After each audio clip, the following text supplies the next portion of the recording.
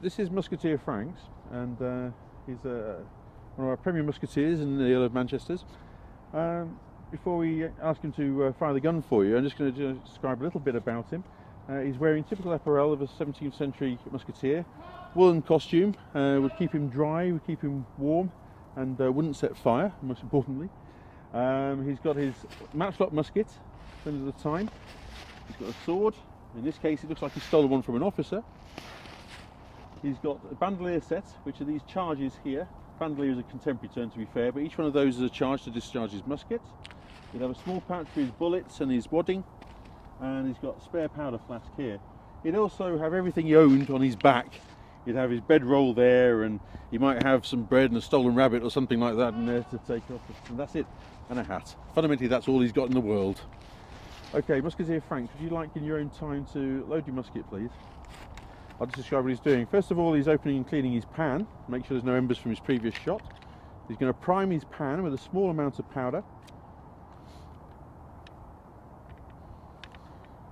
At this point now, he's going to close his pan and he's going to knock off and blow off any loose powder.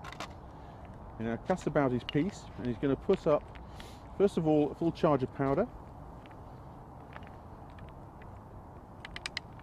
And now put up his wad and ball. Now obviously, we're not going to shoot anybody, so we're just going to use wadding today.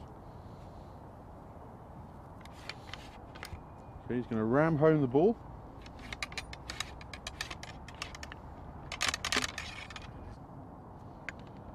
Very important, because obviously what you want is the compression at the bottom of the barrel there. You need to make sure it's tight, so when this discharges it goes with a real bang.